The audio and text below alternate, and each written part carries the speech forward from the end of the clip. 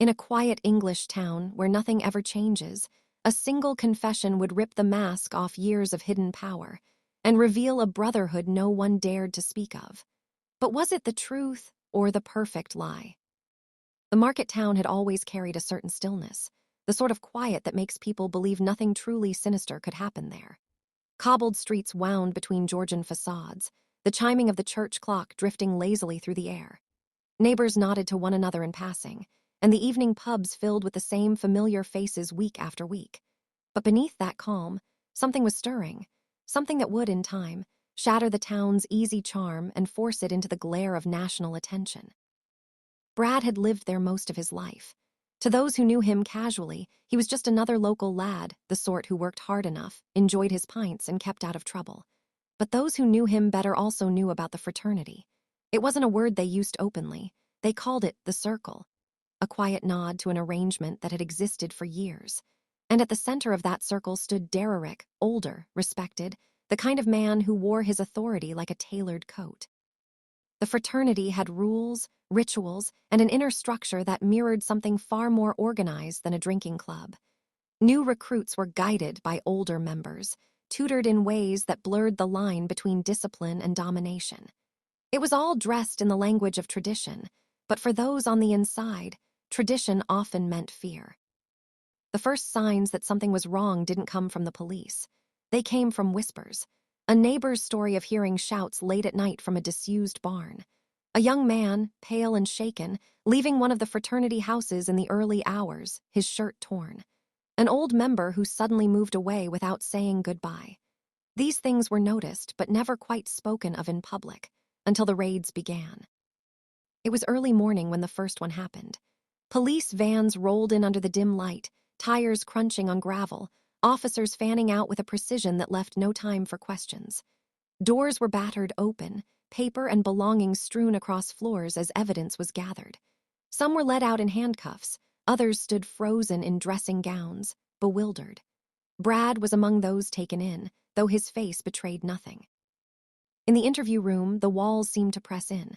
A pale light hummed above, casting shadows across the table. Detective Carter sat opposite him, her gaze steady, her notebook closed for now. Brad answered with little more than a shrug or a clipped no comment. For hours, they circled one another like players in a drawn-out game of chess. Outside, the investigation was building pace.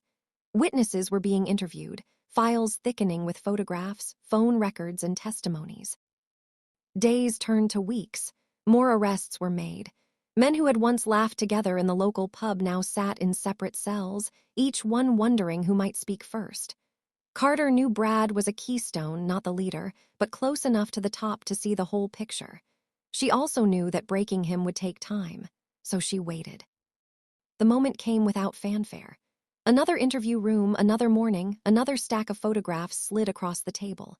This time, Brad's eyes lingered on them. In one, Dererick stood at the center of a group, his hand resting on the shoulder of a younger recruit. Brad himself was just to his right, his expression caught between pride and unease.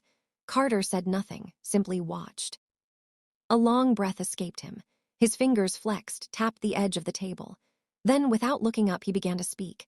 At first, his voice was barely above a murmur, fragments of sentences, names half swallowed. But as the words found their way out, they gathered momentum. He spoke of training nights, gatherings that began with a toast and ended with something far darker. The older members, the so-called fathers, oversaw every step, their authority unquestionable. Dererick was the anchor, the one whose word carried final weight. Brad named 12 of them, each with their own role.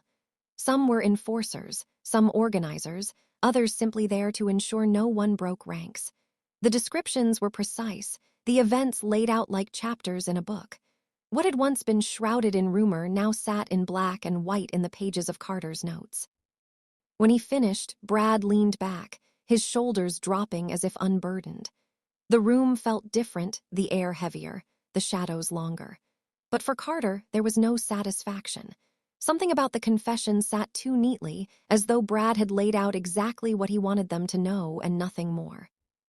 Outside the station, the town was already buzzing. News traveled quickly, twisting in the retelling. Some refused to believe it, defending the men they'd shared pints with for years.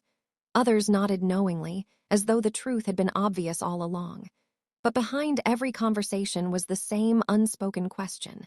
If Brad's confession was the whole story, why did it feel like so much was still missing? Months later, as the trials loomed, that question remained.